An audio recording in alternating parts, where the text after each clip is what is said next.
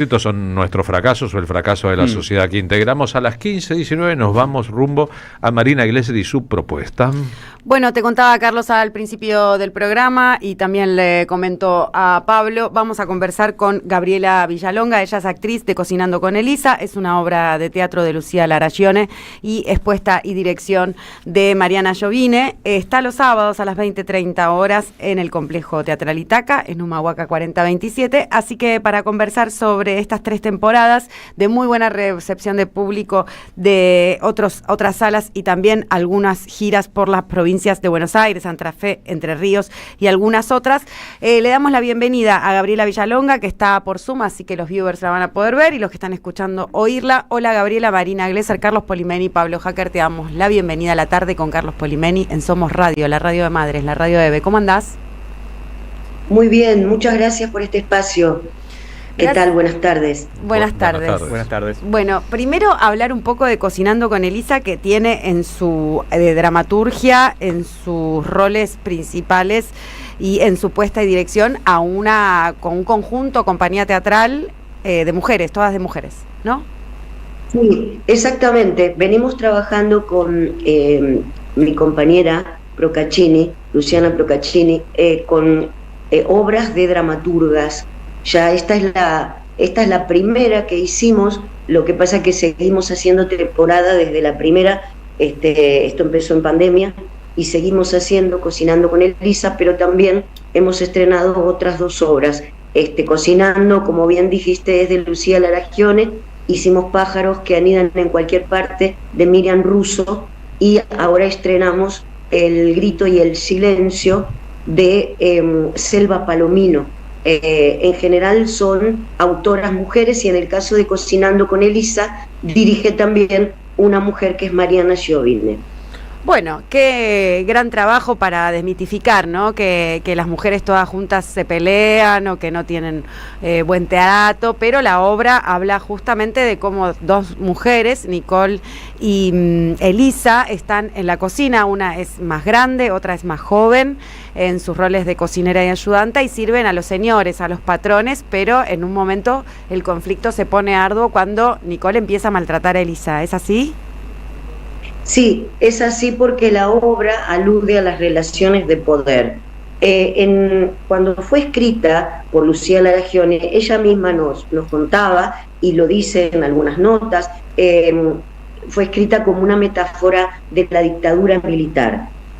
Con los años esta dramaturgia se reelabora, se resignifica. Actualmente es muy claro cómo en la figura de Nicole aparece la desclasada, la que se identifica ya no con su propia clase, sino con la clase de los patrones, de la patrona, de los dueños, de la dueña de la estancia, de la casona de estancia en donde cocina.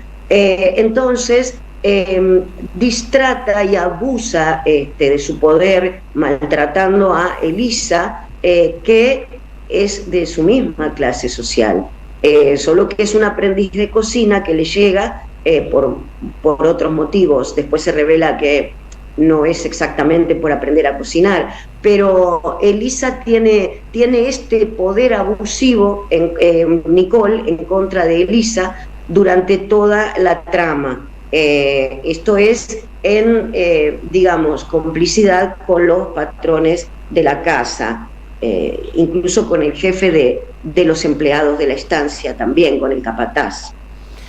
Qué interesante para conversar acerca de esos agroboys, o les digo agroboys actual, porque son muchachos de campo ayornados también a cierta tecnología, y el teatro no deja de hablar y representar un poco los climas de época, ¿no? Hoy por hoy todavía existen esas jerarquías en las estancias o en los cascos de estancia de las personas más aristócratas, si se quiere, de esta sociedad, o más pudientes, y esos tratos despóticos dentro de los roles de funcionarios de los empleados de estas estancias, patrones, como decís, capataces, se reiteran a lo largo de la historia. ¿Crees que eso puede llegar a cambiar o que es una cuestión cultural o algo que se va a perpetuar en la impunidad, digamos, de que no haya una justicia social, de que no haya algo que equipare o iguale o vuelva más simétrico lo que es el trabajo, ¿no? Porque la clase de mujeres de las que estamos hablando es de trabajadoras. Son trabajadoras. Yo creo que en la medida que nos atraviesen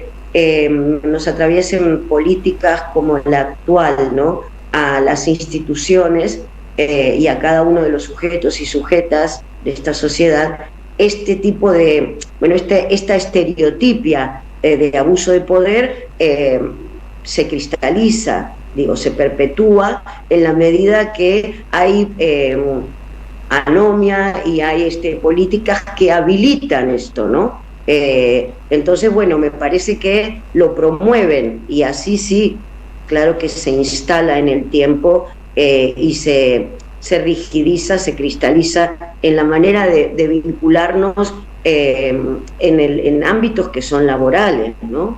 Claro, en el cotidiano, sobre todo para sobrevivir, porque uno trabaja también para poder volver a su casa con una remuneración acorde al trabajo que hizo y poder sostenerse en lo vital, ¿no? El trabajo es la vitalidad. Cocinando con Elisa, propone también que en las relaciones de género femenino estas violencias están muy instaladas y poco debatidas en la ciudad y en la sociedad a partir de algo que como que irrumpe y se pone de moda, ¿no? Y hay algo de eso que vos decís de la cristalización que me interesa que el teatro vuelva a interpelar en un poco una analogía con la dictadura cívico-militar y también con una recuperación de la memoria, ¿no? Porque hay algo de lo que se pone de moda o lo que se pone en la superficie que es también a conveniencia y parte de ese poder que, como vos decís, cristaliza el abuso de poder, o sea, cristaliza ese abuso, le conviene que el abuso esté como lavado o hablando de otra cosa más superficial que ir a la transformación profunda de estas inequidades en los roles dentro de estas superestructuras jerárquicas, ¿no? Exactamente, en la medida que se naturalice el maltrato, que es, se basa en una diferencia de responsabilidades, es lo que debería ser, dentro de lo que sería un encuadre, un contrato laboral, pero si esas diferencias de responsabilidades se traducen, perversamente, no en distribución de responsabilidades, sino en un poder que se hace abusivo, esto, más que relaciones de trabajo, más que contratos laborales, son contratos que son enrevesados, son perversos, son maneras de interacción en ámbitos laborales que son, muy perniciosas, son tóxicas, son nocivas. Y lo impresionante es cuando esto, como vos bien decís, se pone de moda, se instala en la sociedad como una moda, como una manera más de vincularnos. Y en realidad esto no es natural, es más, yo creo que está pervertida la relación laboral en los casos en que lo que ocurre es este abuso del poder. En la cocina de Cocinando con Elisa sucede esto, y como es teatro, la metáfora llega, a la posibilidad de que mi personaje, por ejemplo, por momentos hable con la voz y el cuerpo del patrón. O sea, está tomada, habla como con la voz del patrón o de la patrona. No es que la imita, los posee, ¿no? A mí, hoy por hoy, a mí como con este rol social que tengo de actriz, de directora de teatro, me resuena mucho en las políticas que habilitan odiar, por ejemplo, ¿no? En donde estos afectos tan tristes toman los cuerpos. No estamos hablando obviamente de una posesión demoníaca, pero sí de afectos que circulan y que son, habilitados como naturales, y son afectos muy tristes, son afectos que, son corrosivos en relación a la potencia humana, a la potencia de vincularnos saludablemente en ámbitos tanto laborales como en ámbitos general, sociales, artísticos. Es todo un tema que me parece que en el teatro, como está la metáfora, se puede hacer con el cuerpo, y esto es lo interesante, tanto en Elisa como en Nicole, cómo este vínculo aparece en una cocina, pájaros muertos mediante, cebollas que son hechas de trapo, pajaritos que también son de trapitos, una cocina que no tiene sangre, que tiene una escenografía y una utilería maravillosamente hecha por Alejandro Mateo, y que no recurre, digamos, a elementos que son terroríficos, sino que está tan bien escrita la metáfora por Luciana Lagione, y tan bien hecha la escenografía, el vestuario y la utilería por Alejandro Mateo, que ni siquiera es necesario poner humo ni vapor. Digo, esto está actuado con estos elementos que son los diferentes lenguajes artísticos que tenemos la alegría de que componen. En el teatro están todos, y bueno, y en Cocinando con Elisa componen esta cocina. Más que interesante, Gabriela Villalonga, escucharte en este análisis sociopolítico que el teatro siempre aborda y abarca en su más profunda e íntima expresión. A mí me gustaría invitar a la audiencia que te está escuchando a repetirle que Cocinando con Elisa en esta temporada 2025 está los sábados a las 20:30 horas en el Complejo Teatral Itaca, en Humahuaca 4027 Cava. ¿Vos, Pablo, querías consultar? No, me quedo flotando en la cabeza la idea de la violencia que baja, ¿no?, en este momento más que nunca desde el Estado, y que es habilitada, y cómo casi que está de moda, ¿no?, la violencia, casi como que tratar a alguien con ternura es revolucionario. Y a veces como uno, incluso en la micropolítica, termina reproduciendo y cómo tiene que retroceder para poder volver a tratarnos más humanamente. Una obra así ayuda mucho, imagino yo, también a repensar y a frenar lo que viene desde arriba para poder darle un sentido distinto y hacer las cosas de un modo más cariñoso, más amable, más humano, ¿no? Sí, es que me parece que el teatro en situaciones como esta es justamente el lenguaje que tiene este compromiso, esta posibilidad, esta potencia. Tiene que ver con la reflexión, con la memoria, con el darnos cuenta. Esto que decís de la ternura es tal cual, es un acto revolucionario, la amorosidad, el respeto, el reconocimiento, la valoración.